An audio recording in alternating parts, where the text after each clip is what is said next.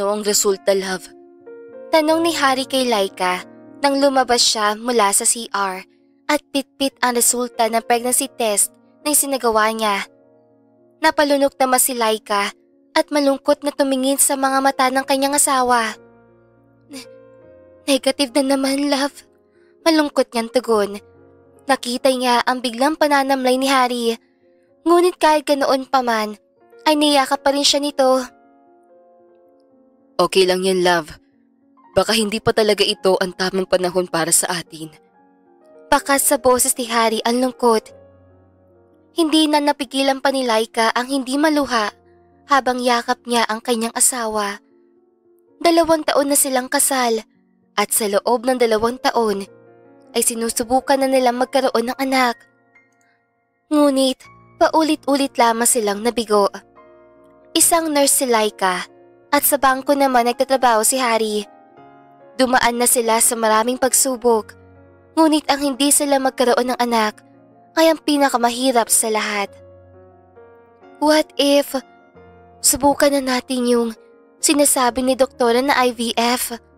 Tanong ni Laika habang nakatingin sa mga mata ni Harry. We need a lot of money para dyan. At isa pa, ayokong basta na lang din tayo sumuko. 2 taon pa lang naman tayo sumusubok. Naniniwala ako na makakabuo rin tayo. Tugon ni Harry. Tipid na ngumiti na lamang si Laika. Kung si Harry ay makakapaghintay pa ng matagal, siya ay hindi. Laman siya ng usapan ng pamilya nila Harry. Ganoon din sa kanyang pamilya. Siya ang sinisisi kung bakit hindi pa sila makabuo. Nang araw na yun, ay sabay na silang pumasok sa trabaho. Inabalay niya ang kanya sarili sa mga pasyente at rounds niya. Hanggang sa dumating ang lunch at nagkita sila ng kaibigan niya si Karen. Ano sis, nakabuo na ba kayo? Tanong ni Karen na makaupo sila sa isang cafe. Napabuntong hininga si Laika. Hindi pa rin eh. Ewan ko ba? Lahat naman na sinabi ng doktor ay ginawa naman namin. Napapagod na ako kakasubok. At the same time ay gustong-gusto ko na magkaanak. I just felt na yun na lang ang kulang sa akin. Sa amin ni Harry. True naman kasi na masarap magkaanak. Look at us. 2 na ang judakis namin at masusundan pa. OMG, buntis ka ulit? Nakangiting sambit ni Laika. Yes! Kaya bawal na sa akin ng kape. Pwede juice. Tapos laklak na lang ako ng maraming water mamaya. Napuno ng tawanan ang table nilang 2 hanggang sa unti-unting nawala ang ngiti sa labi ni Laika. Buti ka pa. Ako kaya? Kailan? May himigan ang lungkot sa boses niya. Wala namang problema about sa inyo ni Harry eh. Sadyang hirap lang talaga kayo makabuo. IVF, ayaw niyo ba subukan? Tanong ni Karen.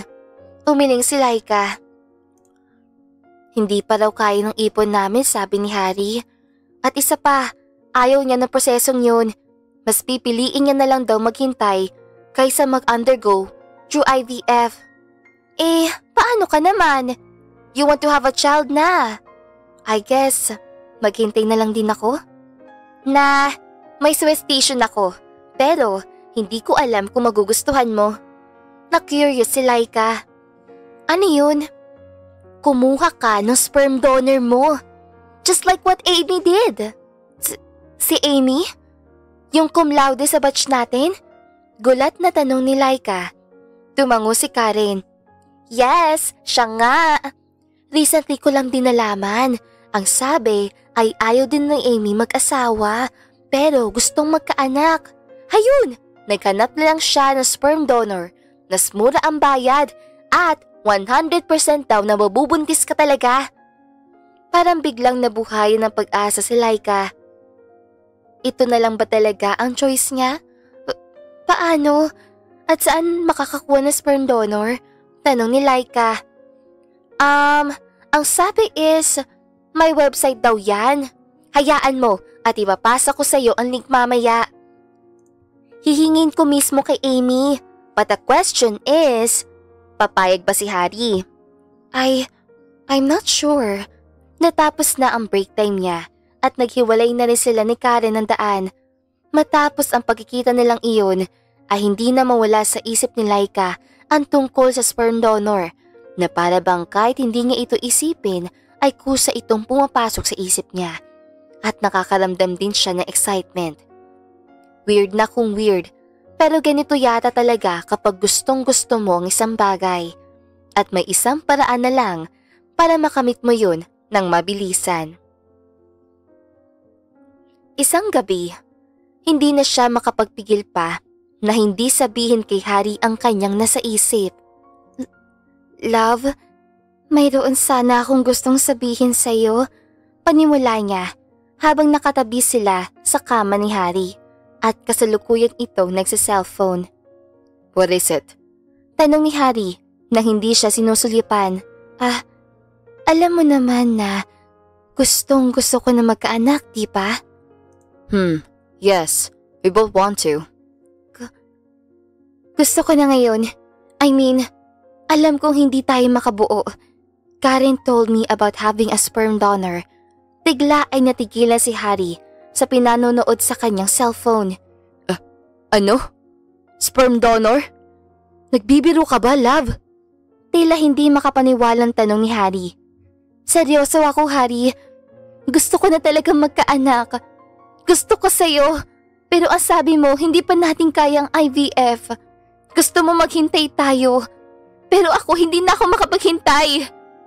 Tumaas na ang boses ni Laika at hindi na niya napigilan pa ang maiyak. Mabilis siyang umalis sa kama at nagtungo sa terrace ng kanilang kwarto. Napabuntong hininga naman si Harry bago sinundan si Laika. Niyakap niya ito mula sa likuran at hinalikan ang balikat ito. I'm sorry, love. Pakiramdam ko ngayon ay kasalanan ko kung bakit hindi tayo makabuo. Gusto ko na rin naman na magkaanak. Pero hindi ko lang inaasahan ang decision mo. Sambit ni Harry. Okay lang. Huwag mo nang isipin pang sinabi ko. Alam ko naman na hindi ka papayag eh.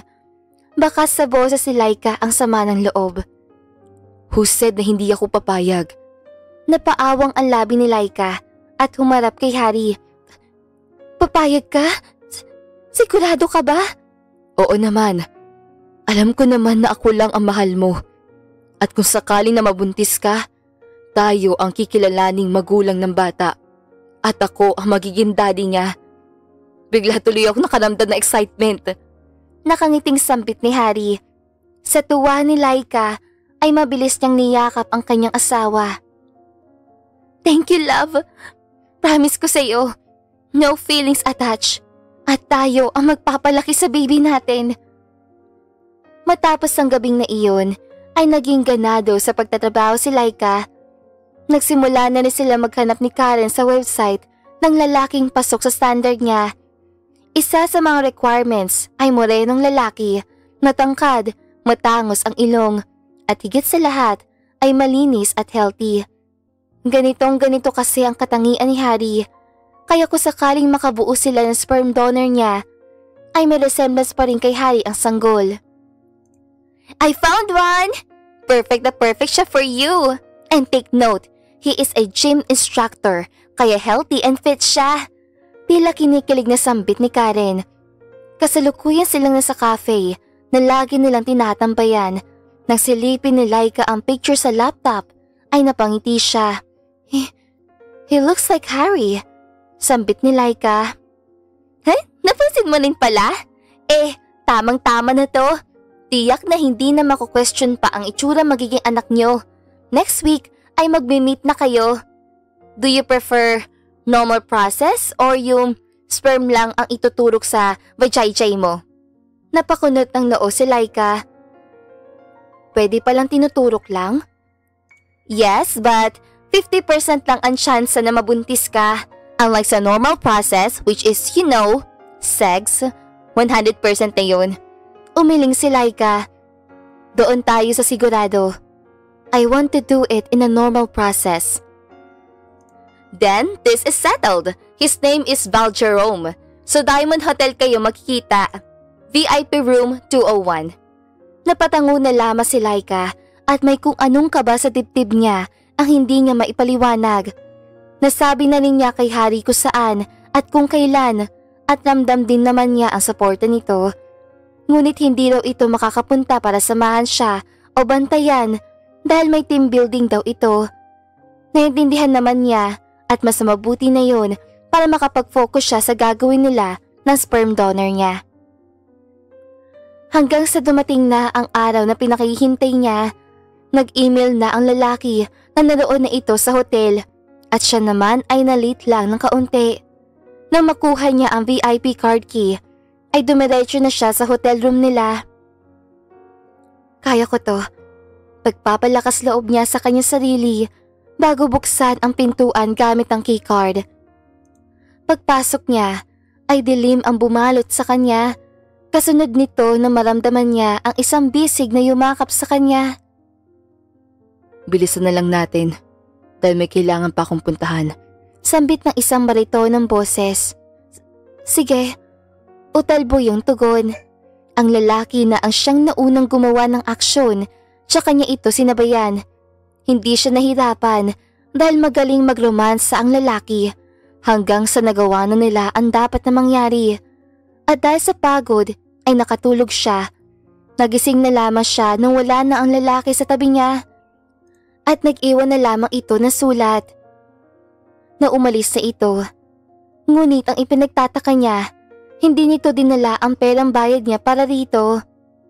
Lumipas ang 2 linggo at hindi man lang nagre-reply ang sperm donor niya. Gusto niyang makita ito in person at gusto niyang malaman kung bakit hindi nito kinuha ang bayad. Ngayong araw ay hindi siya makapasok dahil masama ang pakiramdam niya na para bang hinahalukay ang sikmura niya dahilan ng kanyang pagsusuka. Mag-test ka na ng PT! Pili ni Karen mula sa cellphone dahil kasalukuyan sila naka-video call. You think this is it? Buntis na ako? Mag-PT ka na nga para malaman natin. Excited na sambit ni Karen. Dali-daling kumuha si Laika ng 3 PT at nagtungo sa comfort room, tsaka isinagawa ang test. Ilang minuto ang lumipas bago lumabas ang resulta. Nanginginig ang kanyang mga kamay habang hawak ang 3 PT na puro 2 guhit ang makikita. Mabilis siyang tumakbo patungo sa kwarto at kinuha ang cellphone niya. Positive! Karen! Positive lahat ang PT ko! Umiiyak niyang sigaw. OMG! Congrats! Magiging mother ka na! I'm so happy for you! Successful ang ginawa niyo! Naiiyak din na tugon ni Karen. Tatawagan ko si Harry. Sasabihin ko ang good news sa kanya. Ibinaba ni Laika ang video call at sunod niyang tinawagan si Harry. Ilang minuto bago nito sagutin ang tawag. Ngunit hindi si Harry ang nakita niya, kundi ang isang batang lalaki na sa tingin niya ay nasa 5 taong gulang na. Hello po! Masigla nitong pagbate. Napakunot ng noo si Laika. Hello? What's your name? At bakit hawak mo cellphone ni Harry? Tanong niya. My name is Harvey. I'm 5 years old. Nasa kitchen si Papa. Nagluluto po kasama ni Mama. Nanlamig ang buong katawan ni Laika. Sinong papa mo? Si Harry po. Ang may-ari po na yung cellphone. Wait po, ipapakita ko po siya sa inyo. Tumakbo ang bata patungo sa kitchen at doon ay nakita niyang nakangiti si Harry habang yakap-yakap mula sa likuran ng isang babae. Ang sweet po nila, diba? That's my papa and mama. Proud pa na sabi ng bata. Napahawak si Laika sa kanyang labi. Harvey, sino yung kausap mo? Tanong ni Harry at inagaw nito ang cellphone. Sa pagkakataong iyon ay nakita na siya ni Harry. Love? Utal nitong tawag sa kanya. Hindi na niya hinintay pa na magsalita ito at pinatay na niya kaagad ang tawag. Halos manikip ang dibdib niya sa nakita. May anak na si Harry. At 5 years old na? Ibig sabihin nun, magkarelasyon pa lang kami. Ay may anak na siya. Halos manikip ang dibdib ni Laika dahil sa kanyang nalaman. Kaagad siyang umalis sa kanilang bahay at nagtungo sa pinapasukang ospital ni Karen. Hindi pa man niya nakikita ang kaibigan ay nawalan na siya ng malay sa entrance pa lang ng ospital. Nagising siya nang nasa tabi niya ang isang pamilyar na lalaki. It was her sperm donor, Val Jerome. How's your feeling? May masakit ba sa'yo? Magkasunod na tanong nito. Napahawak siyang bigla sa kanyang tiyan. Ang baby ko. Kumusta ang baby ko? Okay lang si baby. Karen called me nang mawalan ka na malay. Mabuti na lang at malapit dito ang gym na pinapasukan ko. Napanatag ang loob ni Laika. Tsaka naman dumating si Karen na may dalang prutas. Mabilis itong lumapit sa kanya at niyakap siya nito. Dito na tuluyang tumulo ang luha sa kanyang mga mata at nasabi niya kung ano ang nalaman niya. Kung may anak na siya sa ibang babae, bakit hindi kayo makabuo? Tanong ni Karen. Hindi ko rin alam, pero wala na akong pakialam pa sa kanya. Ipapaanal ko ang kasal namin at mag-isa kong palalakihin ang anak ko. Hindi ko kailangan ng lalaking manloloko. Tugon ni Laika. Hindi mo naman kailangan palakihin ng bata na mag-isa. I'm here at handa akong gabayan at panagutan ka. After all, hindi naman nagkataon lang ang pagkilala natin. Napakunot na noo si Laika. Anong ibig mo sabihin? Sis, si Val Jerome nga pala. Pinsan ko. Matagal na siya may crush sa'yo. Pangit man pakinggan pero parang binugaw kita sa kanya. Pero promise, matino yan si Val Jerome. Since college, crush ka niyan. Torpe nga lang siya. Hindi makapaniwala si Laika sa kanyang nalaman.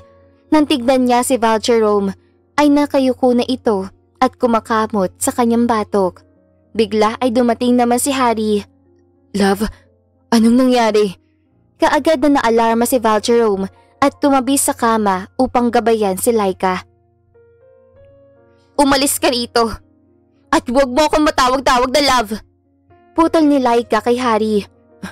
Magpapaliwanag ako. Anak ko nga si Harvey. Pero bunga lang siya ng isang pagkakamali. I was drunk na may mangyari sa amin na babaeng yun. Hindi yun ang nakita ko. Ang sweet yung dalawa.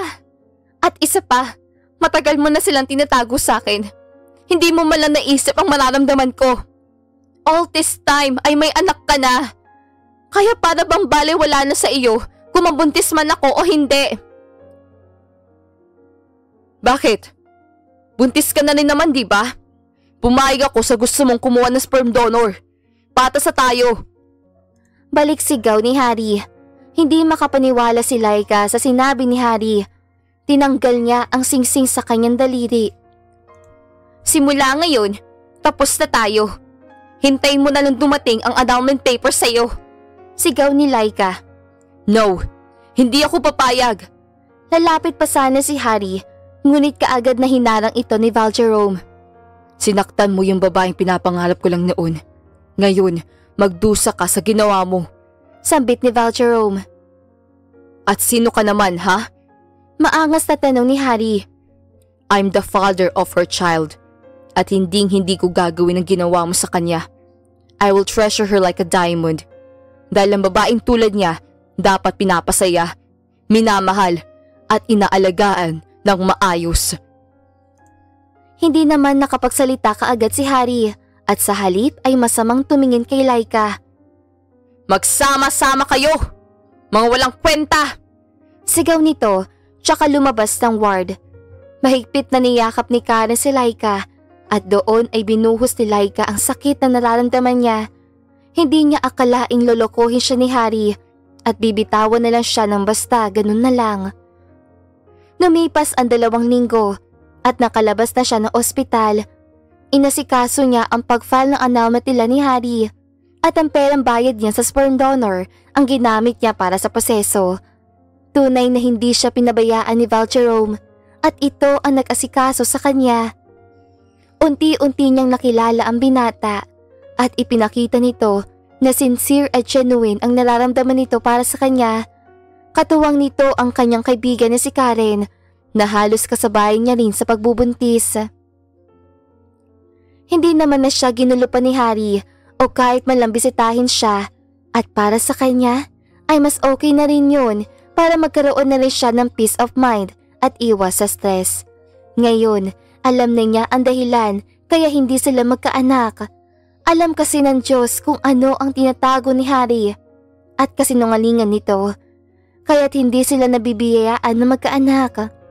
At least ngayon ay masaya na siya dahil nakatagpo na siya ng lalaking kayang ibigay sa kanya ang kumpleto at masayang pamilya. Dito na nga po nagtatapos ang magandang istoryang ito. Maraming salamat mga kakwentuhan! Huwag niyong kalimutang mag-like at subscribe at pindutin na rin ang notification bell para lagi kayong updated sa ating kwentuhan. Hanggang sa muli, paalam!